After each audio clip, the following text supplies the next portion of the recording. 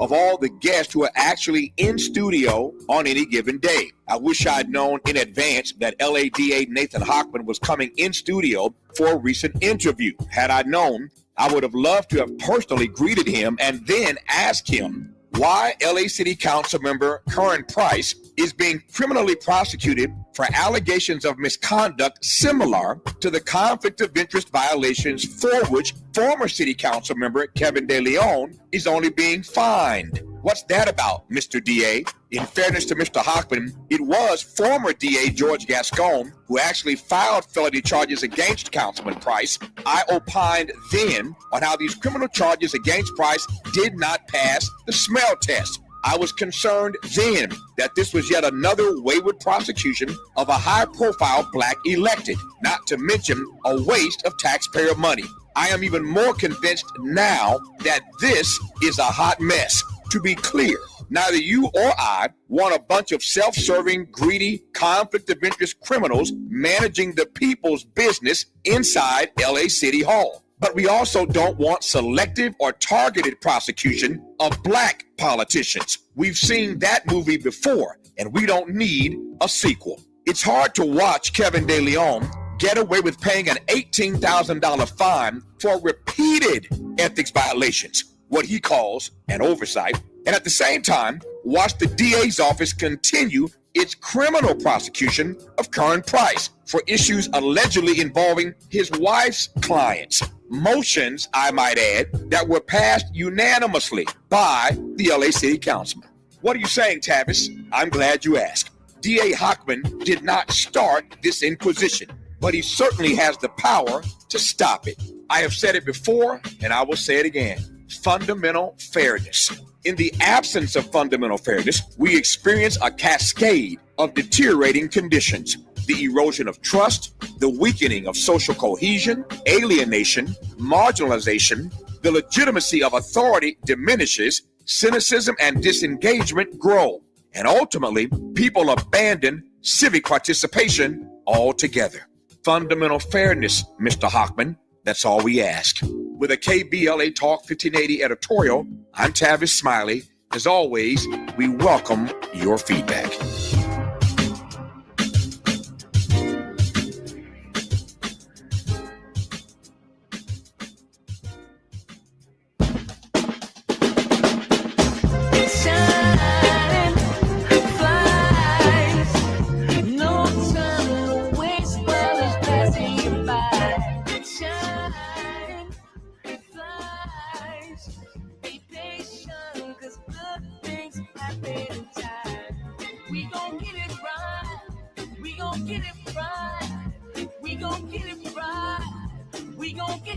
Protests and anthems, yes, we chanting a movement of people. It's like we dancing to the ministry of, it's the energy of, in memory of them that we love. The trinity of the people, the peace, the power, the truth. We speak the powers even louder. We can say it blacker, we can say it prouder. A woman vice president that went to Howard. Now we talk helping black businesses, and our differences is magnificent. Bringing light to the point where the prisons is. I was told good life is where forgiveness lives. The ascension is to leave what's left behind and feed the seeds with deeds that bless the mind, caress the mind, and question justify. With you and God and time, our best align.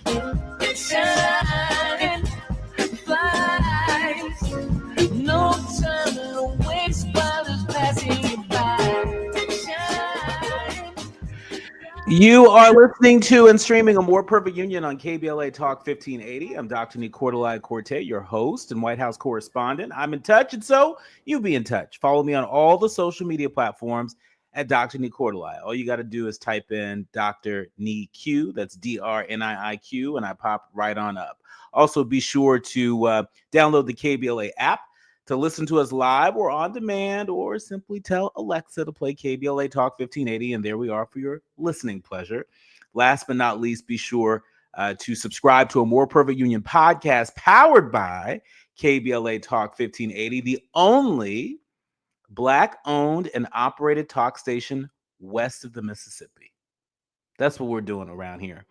And we are glad to be of service. Look, today has been an action-packed day. A little bit later this hour, I'll tell you about how I almost got arrested today at the U.S. Capitol covering Reverend Dr. William Barber. Yes, Reverend Barber was arrested today. I was almost arrested for covering the story. I'll give you the full scoop towards the end of this hour. And then in our second hour, we'll be talking to Citizen Detective. Did you ever hear there's such a thing? A Citizen Detective that has a new podcast series called True Crime News Presents American Hustlers. It's a story that you definitely want to lean into and learn a whole lot more about. But first up, this hour, it's time for your national news roundup. It's time for you to decide the good, bad, and ugly headlines of the day. Kicking us off, the LA Times is reporting that thousands of LA County workers are poised to strike, disrupting services. That's right, about 55,000 LA County workers are poised to walk off their jobs tonight, disrupting public services from healthcare and social work to libraries and parks. Leaders of SEIU Local 721 said that the two-day strike will start at 7 p.m. Monday, sparked by what they characterize as a failure by the county to fairly negotiate a new contract. The union said it will be the first time all of its members walk off the job. The strike, which is set to last until 7 p.m. Wednesday, will touch nearly all county departments. Again, libraries and some healthcare clinics will be closed, though hospitals will remain open. Wildfire beach debris cleanup may be paused, and public service counters at the Hall of Administration should be shut down. And so for our listeners in LA County, beware. Speaking of LA, it feels like it was just yesterday that Senator Bernie Sanders and Representative Alexandria Ocasio-Cortez had assembled 36,000 people in the City of Angels that were interested in listening to their message. Well, guess what? Alexandria Ocasio-Cortez's star continues to rise. Congressman Jerry Connolly shared a very sad update today that his cancer has returned. And due to his illness, he announced that he will not seek re-election, and he will step down as the ranking Democrat of the House Oversight Committee. What does this mean? Well, Connolly beat out Congresswoman Ocasio-Cortez for this role in December after Nancy Pelosi intervened in the voting process. Pelosi heard that AOC was likely to become a top Democrat on the committee and immediately whipped votes for Connolly. And so the word around town is that Representative AOC may very well sooner than later become the ranking Democrat on the very important, very mighty House Oversight Committee. And so we're seeing AOC flex her power outside the Beltway. And if she gets the seat, you better believe she'll be flexing it inside the Beltway. Finally, fight or flight. The LA Times is reporting on how some California nonprofits refuse to remain silent in the face of Trump slashing the budgets. They've had to endure a lot of anxiety. They're navigating a lot of anxiety, but they are facing it with courage. They're facing it with courage in the streets, in the courts. And we've got one of the giants with us this hour, St. John's Community Health, which has provided care for the region's more of the region's working class and immigrants for 60 years.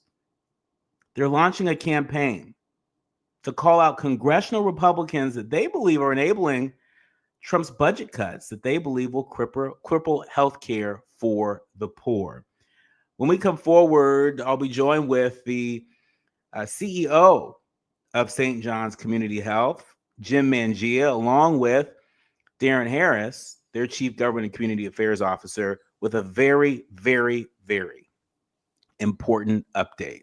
If you care about Medicaid and the friends and neighbors and family members that depend on that and other lifelines, you do not want to miss this conversation. You are listening to and streaming a More Perfect Union on KBLA Talk 1580. More with the leadership of St. John's Community Health when we come forward.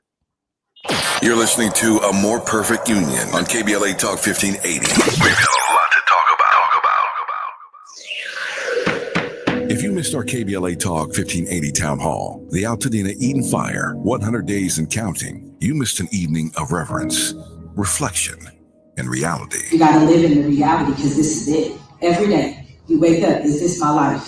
Don't stay in denial because yes it is. Don't stay in bargaining where you're praying for a miracle. And if it wouldn't have happened, then this is what I would have done. It did. Our panel participants kept it real. Really real. I think, number one, it's amazing to me how we ignore systemic racism in our community. And as a people, we've apologized for so much. But when will we stop apologizing for what we have paid for? Because the truth of the matter is we paid for this. You can always count on KBLA Talk 1580 to give it to you straight, no chaser. When you love folk, you tell them the truth. Seeking the truth, speaking the truth. We're KBLA Talk 1580, and we don't black down. We all hear the radio ads about the IRS. They tell you to be afraid, to be scared, and they try to frighten you into calling. I'm not here to do that. Tax Relief Advocates is different. TRA is here to tell you that if you owe money to the IRS, whether it's $5,000, $50,000, or $500,000, we have a solution. It doesn't matter if you're sitting in your car, at work, or with your kids. No matter where you are, call now. 800-550-9651. Don't lose hope. TRA can eliminate or reduce what you owe to the IRS. Generous programs are now available that can give you a fresh start. Our passion is taxes and helping individuals fix their IRS problems. We have over 1,000 5-star reviews on Google and an A+ with the Better Business Bureau. You don't need to be afraid of the IRS any longer. End your tax nightmare today by visiting us online at TRA.com or call 800-550-9651. That's 800-550-9651. Tax Relief Advocates. Real solutions for real people. KBLA Talk 1580. We've got a lot to talk about. KBLA Talk 1580, connecting you with services and solutions. LA County's new Justice Care and Opportunities Department, or JCOD, is here to support justice-involved individuals and their families. The JCOD Support Center is now taking calls at 1-833-LACJCOD. That's 1-833-522-5263. Available 7 days a week from 6 a.m. to 11 p.m., the Support Center is your one-stop shop for re-entry issues and court support. They offer court reminders, connections to local services, transportation assistance for housing, court appearances, and childcare. The JCOD hotline provides personalized help to connect you with services that you need. And don't forget to check out justiceconnect.org for more information. Remember, it's free and available every day at 1-833-522-5263. This is a community call to action from KBLA Talk 1580. Hit me! National news, the consequence, informed opinion, and analysis beyond the headlines. You're listening to A More Perfect Union on KBLA Talk 1580. You are listening to and streaming A More Perfect Union on KBLA Talk 1580. I'm Dr. Nii-Quartelai Quartey, and really delighted to welcome back to the show two leaders on the front lines, fighting the good fight for the most vulnerable among us, those who rely on and depend on lifelines like Medicaid. Welcome back, Jim Mangia. He is the CEO of St. John's Community Health, as well as Darren Harris, who serves as their Chief Government and Community Affairs Officer. Welcome, gentlemen. Thanks so much for having us. Well, thank you so much for being here. Listen, April 14th, there was a letter circulating in the Congress. There was a colleague letter to the Speaker from House Republicans that are shaking in their boots. I think there's about 12 of them that do not feel comfortable voting for any Medicaid cuts.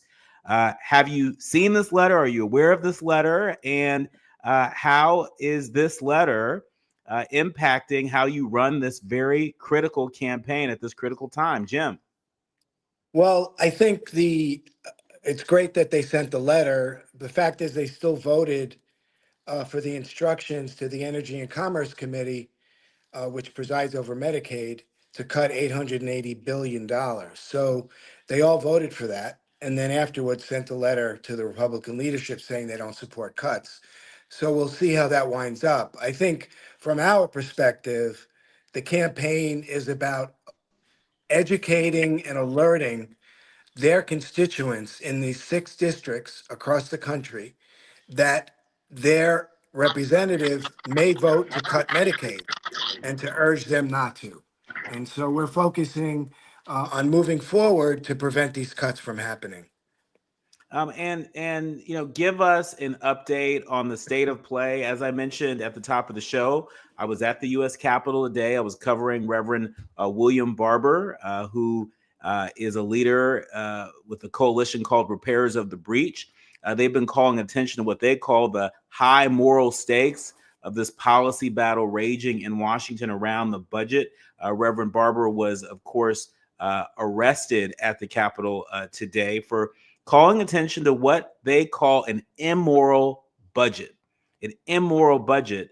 There were a number of faith leaders that were gathered there, but it's going to take more than faith leaders in order to have some effect on members of Congress.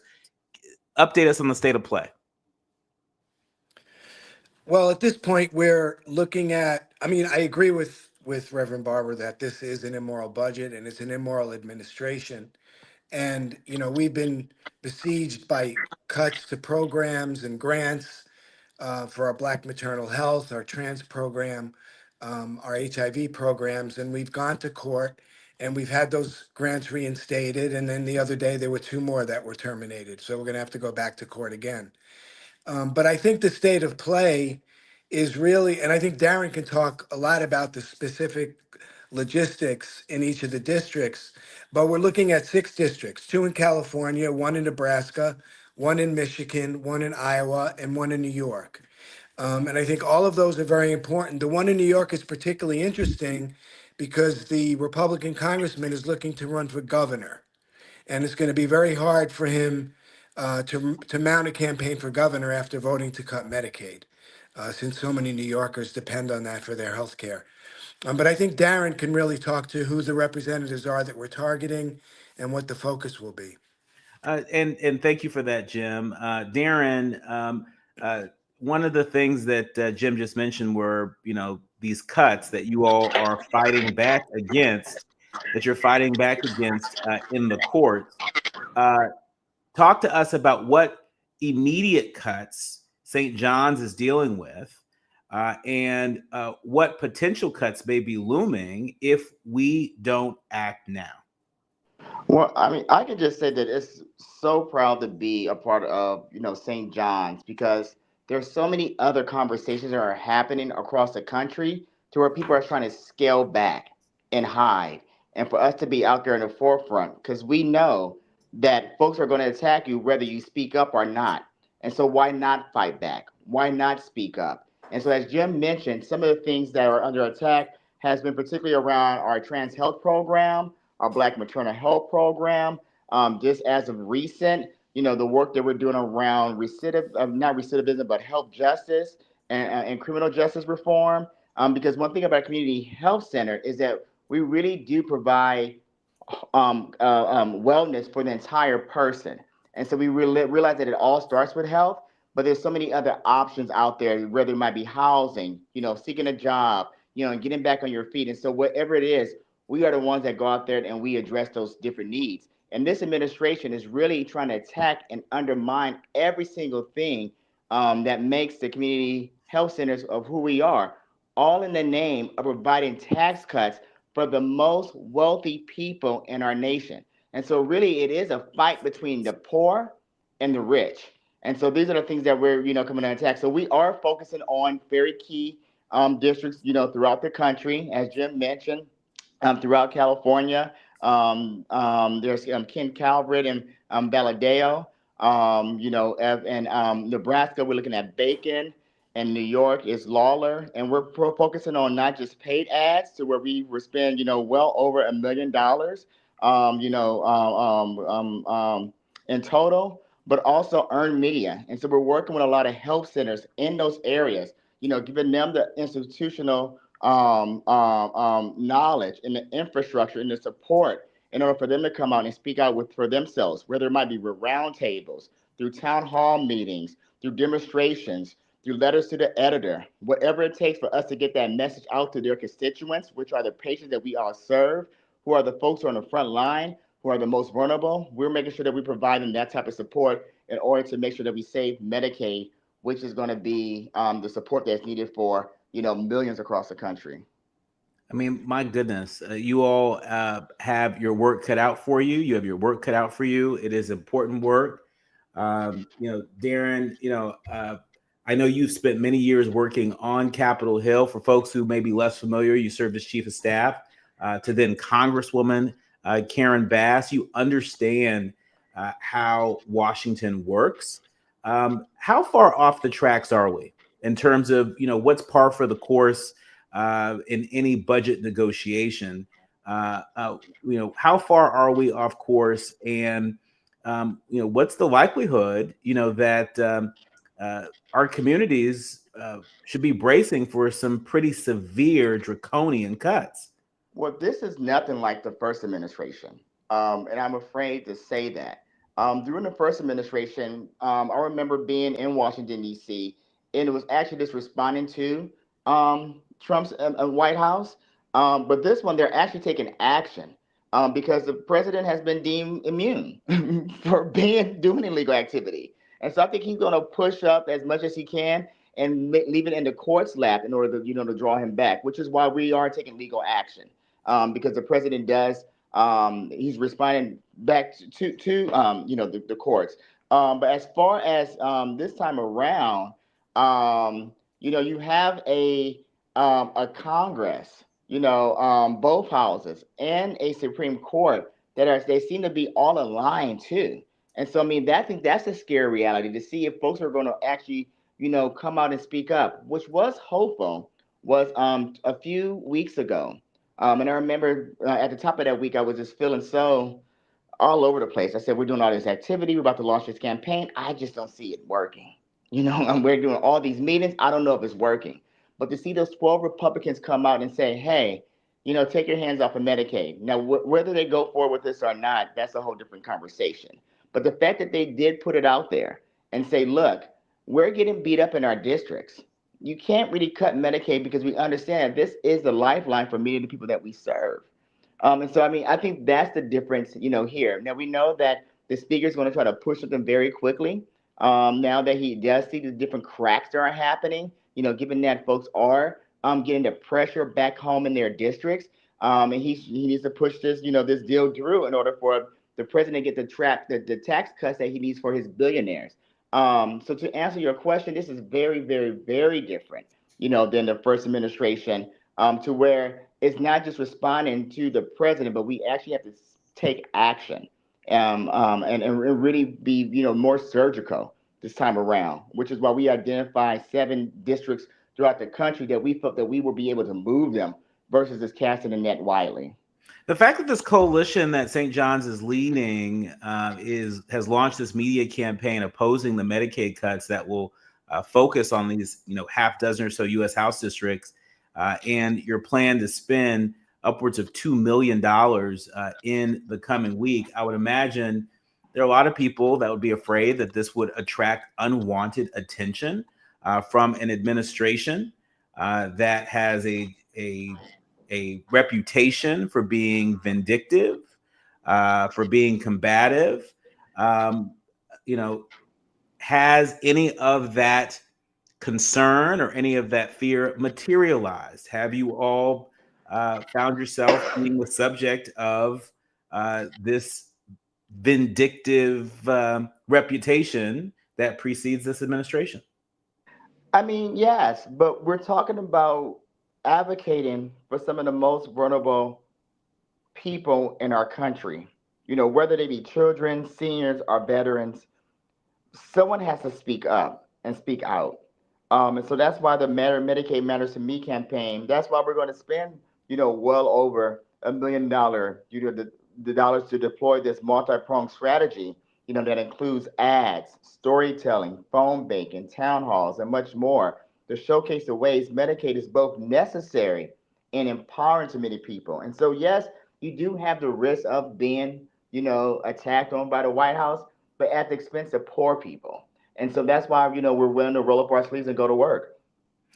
Jim, I think you're still with us. Earlier I had shared that I was on the steps of the Supreme Court covering Reverend William Barber and folks who were part of that coalition, Repairers of the Breach, who today were laser focused on what they call an immoral budget. And they zeroed in on these potential cuts to Medicaid, $880 billion through 2034, just to get us started. I'm wondering, what real people stories have you heard most recently based on, the community outreach and community listening work that you all have been doing with this campaign? Are there any stories that you've heard most recently that are keeping you up late at night these days? All right. I don't think we have Jim, but Darren, that question's for you. Sure. I mean, and the one of the beautiful things about this campaign is, collecting real stories from real people all over this country. And so we know that, one patient in particular was just telling us about how in rural communities like hers, resources can be limited. So having local clinics that offer the same day appointments and walk-ins make a huge difference. And we're talking about rural clinics where there could be, dozens, and in some districts, over 100 miles between the nearest clinic or nearest hospital, between someone's home. And so, what we're trying to do is provide the tools, to protect not just health centers, but hospitals too, to ensure that folks like our patient, in the rural areas, have the type of support there where their kids could grow up strong and supported. And, and that starts with taking care of their health. And also of that of our patients, and and taking care of their health without barriers. Sure. And so for our patients, Medicare access means more than just a treatment. It means a peace of mind, stability, and a real chance of a better future. Sure. Jim, I think you're back with us. In our remaining minute, I want to give you the final word. I was asking Darren, with all the outreach work that St. John's is doing, is there any particular story that comes to mind that is keeping you up late at night and really fueling your leadership, this leg in the campaign to protect Medicaid? Yeah, I think one of our patients that depends on Medicaid for her dialysis, who has advanced diabetes and will literally die if her Medicaid is taken away.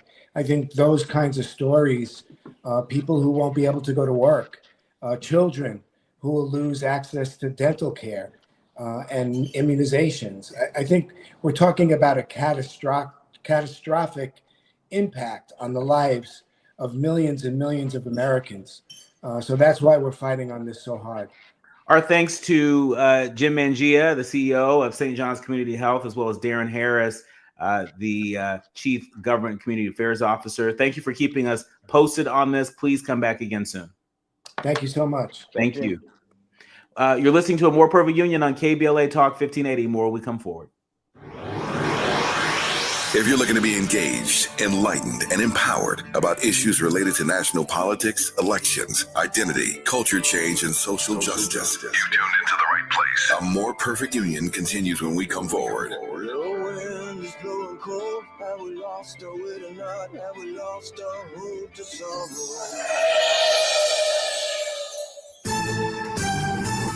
I'm Amber Payton with 4 Things You Should Know with BIN News. Former First Lady Michelle Obama says she fears for immigrants and people of color under Trump's deportation policies. In a new podcast, she warned about biased decisions being made without due process and says the lack of protection for vulnerable groups keeps her up at night.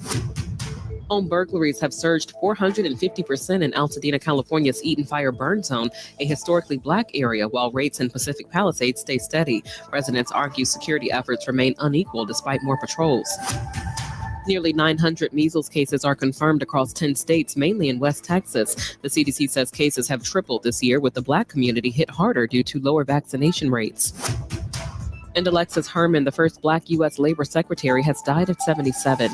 Chosen by President Clinton, she served from 1997 to 2001 and was a strong advocate for diversity and youth engagement. Get BIN News on demand 24/7 on the iHeartRadio app.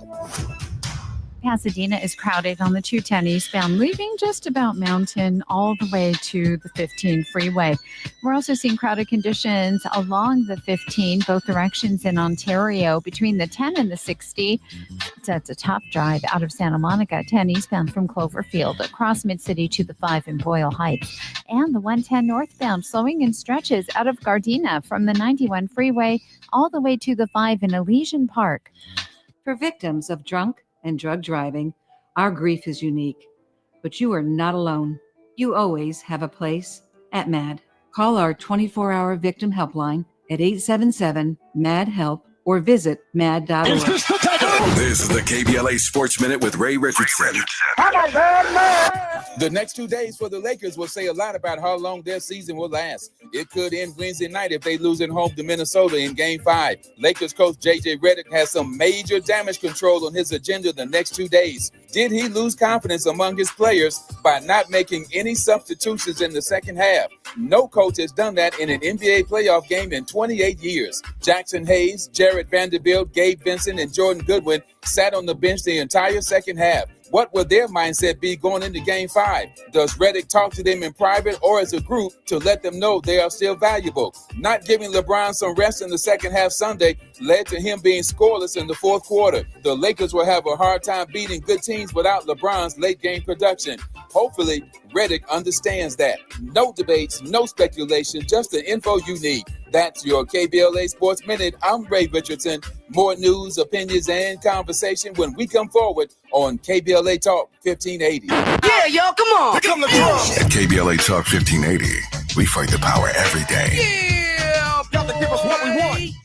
Gotta give us what we need. Hey. I listen to KBLA and I love the commercials. I know what the commercials mean. I also, if I'm looking and trying to figure something out, I need something to talk to me that might hit me. And it happens on TV because, you know, every time they show a sporting event, they got the pharmaceutical companies back to back telling people how to fix the sickness on the same stuff that they sell them. So we get it. Yep, we get it too, Chuck D.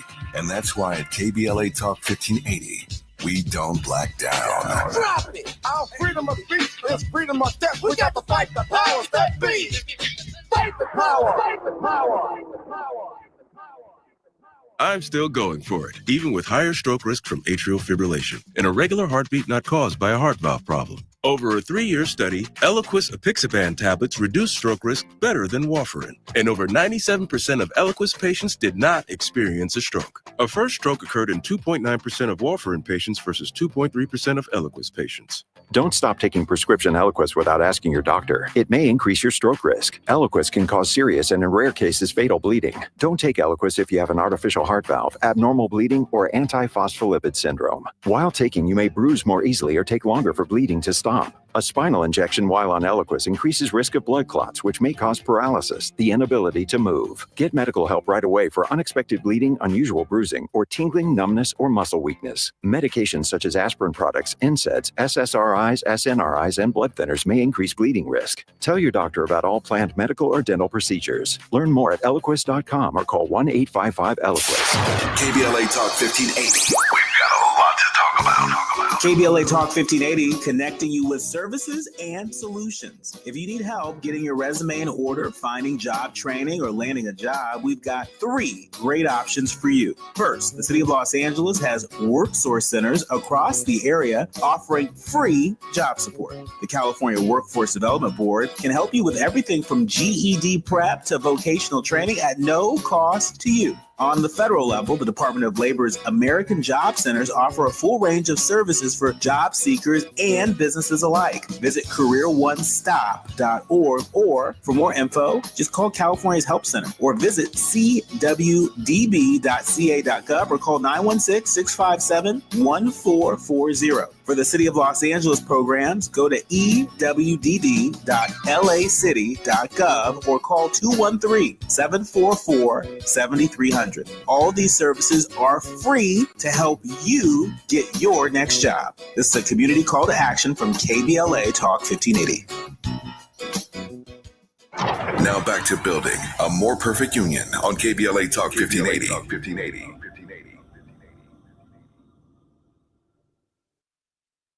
You are listening to and streaming a More Perfect Union on KBLA Talk 1580. I'm Dr. Nii-Quartelai Quartey. And, you know, anybody who knows me, they know that I really enjoy human interest stories. I think there's something about human interest stories that help us to cut through the noise. It helps us to see folks in their fullness and not just as sound bites, not just as numbers on a spreadsheet, not just as, you know, people who were polled, but as full, living, breathing human beings. And that's why I'm really excited to welcome Diego Sepulveda to the show. Diego is a graduate student, a doctoral student at my alma mater, the University of Southern California. He is studying in the Rossier School of Education, studying to get his doctorate in of education and organizational change and leadership. Welcome to the show, Diego. Hello, thank you so much for having me. Well, thank you so much for being here. I have long been really inspired by your own personal story, your personal journey. For folks who are less familiar, Diego was born in Mexico, in Durango, Mexico, and he was raised in Huntington Park, California. And it's important to note when we talk about undocumented people and undocumented families, right? We're talking to someone who was once an undocumented person in an undocumented family. Growing up, he knew this family and he were undocumented and had firsthand struggles and experienced injustices over the years. Diego, you talk about how one night as a kid, you were sleeping in the car and the police pulled your family over? Yes, it happened multiple times. My dad, because of his status, unable to get a license, we would be coming home from an event. My dad would get pulled over, and because he didn't have a driver's license, he was, they asked for that, and unfortunately, he was not able to provide one. And what would happen is that they would take our car, and so we would get stranded on the street trying to find a way to get home at 11 p.m. Sometimes even later, just because he didn't have a driver's license. Yeah, I mean that is really a very it's a very simple way in which people who are undocumented are impacted. And in states like California, that's part of the reason why undocumented folks are permitted to get IDs and licenses. But it wasn't just experiences like that. You talk about one morning as a teenager being woken up when ICE was banging on the door of your uncle's house and how they entered his home to deport him. Take us back to that moment when you were a teenager and had to witness that.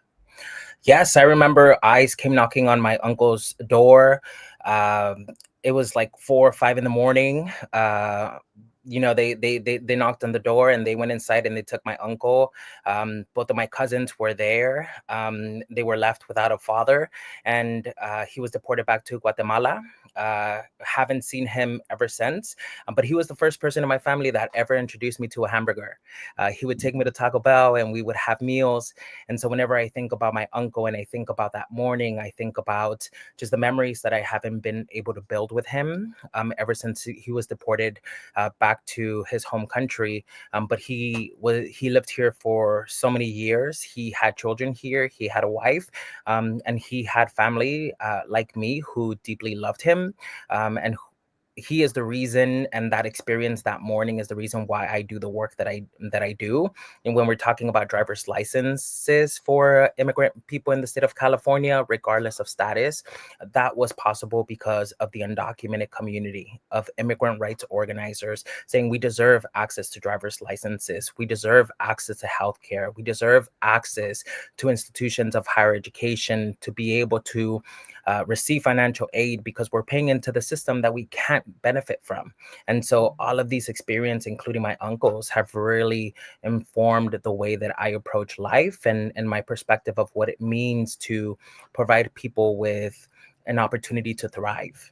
And speaking of providing folks with opportunities to thrive, I think a number of our leaders, learners, and listeners may not know this, but as a young adult, even if you wanted to go straight into a four-year university, you couldn't because of lack of financial aid. That means no access to work study programs or loans as an undocumented student. And, you know, you talk about how throughout your life you saw your parents, get up early and work in factories and, work very hard, right? But my parents worked hard and, couldn't afford to write a check to send me to college. I don't think that's the case for most people. But, the good thing is I was able to cobble together some student loans, some work study, and some scholarships. But, none of that is available to young people who are undocumented. And so, Diego, talk to us, about this sort of shadow community that right now is being demonized. Shadow community that is being demonized. I think a lot of us we talk about the undocumented folks. We talk about undocumented folks. I think we lost Diego for a second, but Diego's back with us here. I was saying, Diego, I think a lot of folks are out there sort of demonizing undocumented folks and making undocumented folks into the boogeyman. I'm looking right at you, somebody who was undocumented for a long time, who is now a United States citizen, right? What do you want people to know the most about this community that is cast into the shadows simply because of their immigration status? We are beautiful and we are powerful and we are your neighbors. We are your classmates. We exist in the community. And that's really what I've been trying to do my entire life, is just say we're regular people just like you. And we too are deserving of our civil rights, of our human rights, to be able to exist in this country. And for me, that's been something that I've worked on ever since I knew that I could. In 10th grade, I saw like you mentioned earlier, I saw my parents wake up in the morning, go to work. I didn't think I would go to college, but it was in 10th grade. A teacher told me, you are not your circumstance. Because you're undocumented, it doesn't mean that's what you're going to be for the rest of your life. And that really set me on a path when I graduated high school to enroll in a community college, enroll in honors classes. My mom, who didn't have anything more than a middle school education, took me to the community college. And fast forward 3 years, I graduated from UCLA, was the first in my family to do that. I took care of my sister growing up. She graduated salutatorian of her high school, went to UCLA. My brother, who had dropped out, went back to college and finished his bachelor's at Cal State LA. And so when I think about my family and I think about the immigrant community, we're just like everyone else here. And we too are worthy of the opportunity to exist and thrive.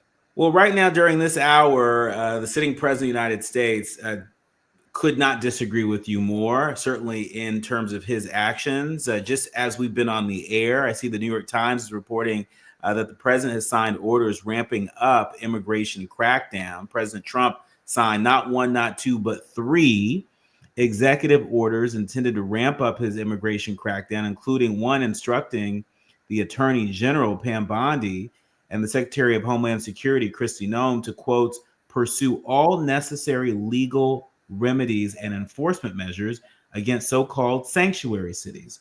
Another aims to bolster legal resources to police officers accused of wrongdoing, and the third seeks to enforce existing laws requiring professional truck drivers to be proficient in English. Diego, as somebody who has lived so much of their life in the United States as an undocumented immigrant, you are now an American citizen. What is your reaction to the president's latest round of executive orders on immigration? The executive orders, I would say, don't define us. We have to continue to organize. We have to continue to build power, and we have to continue to change systems. In California and across this country, it was immigrant young people who won DACA. It was immigrant young people in the immigrant community who won healthcare, who won driver's license, who won in-state tuition, who won, sanctuary cities and in Los Angeles a few years back to ensure that immigrants were protected here. To say because you have a broken tail light, it doesn't mean that your information should be shared with ICE and deported simply for having a broken tail light. And we know that that happens, happened in Los Angeles and across this country.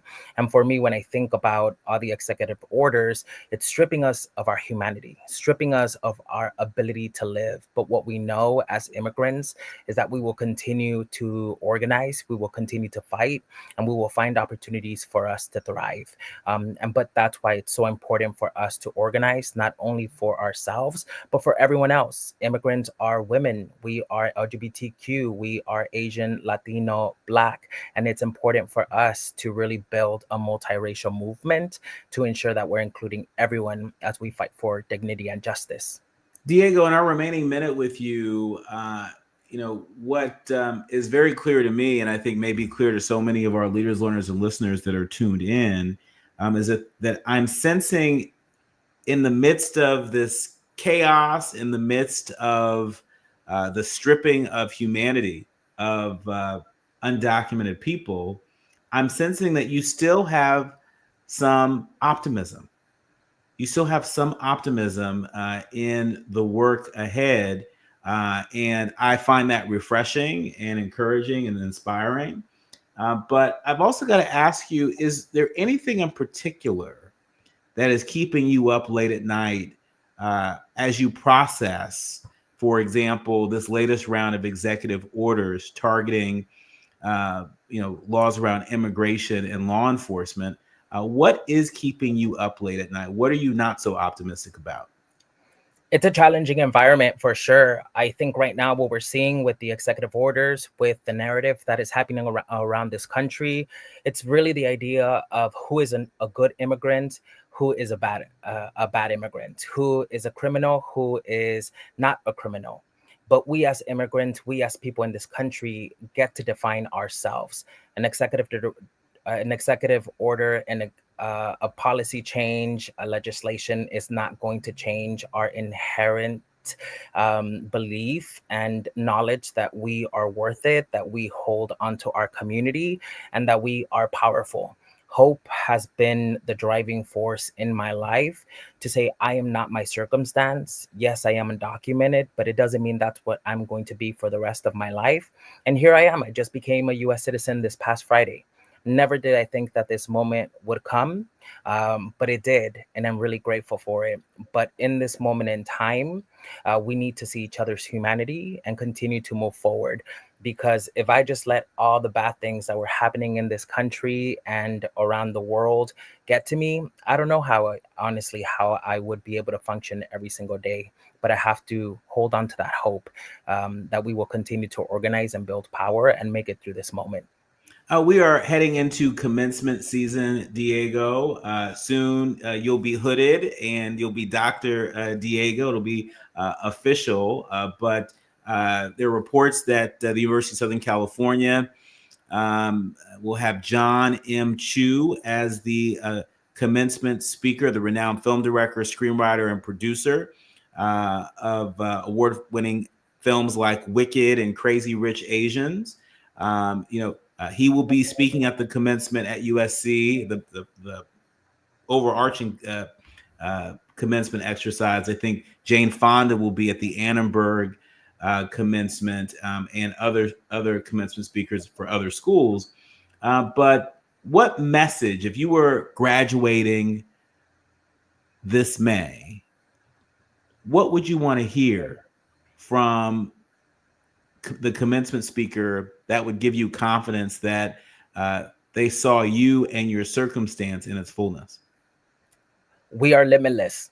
There's nothing that we can do as people in this world.